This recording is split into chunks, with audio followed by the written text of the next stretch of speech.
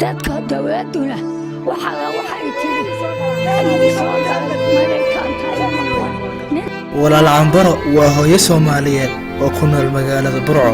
waa hooyo aad u tabaalaysan oo aan waxba haysan ha yaraadaan ama ha badnaadaan walaal waxay haysataa ina faale ku dhacay mana haysato cid u adeegta walaal waa hooyo baraka ah oo ka soo qaxay dagaalada حلوة مرايسية وحوالي رفاعة وإيمانية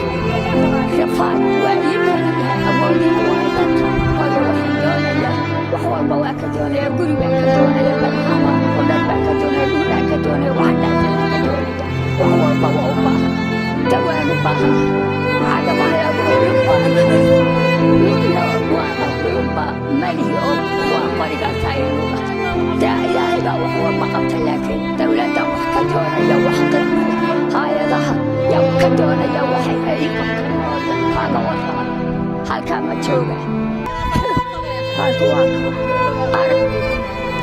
أرك إني كاتا أرك حلق يا شواك ونفط يدوبا وكثرت كتوكا كالوان وكثيحا كالوان حلقه وكنفط يدوبا walaal hooyadani xaq uma aysan helin inay nolosha ku noolaato adiguna xaq uma helin inaad nolosha ugu sarreysa ku noolaato ilaahay uma waayin wuxuu siiyo walaal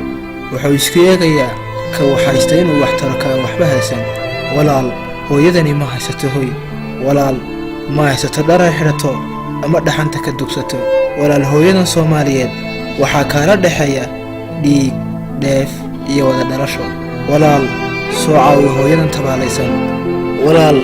ma socon karto wayna jaban tahay cid wax u qabatayna ma jirto dawladuna warkama hayso walaal alla dartii soo caawi hooyadan dhibaataysan walaal alla muusan waayeen caafimaad iyo xoog ay ku shaqaysato laakiin alla koreeye waxa uu eegayaa inay masuul naxariisano waxaan dawladda cusub wax walba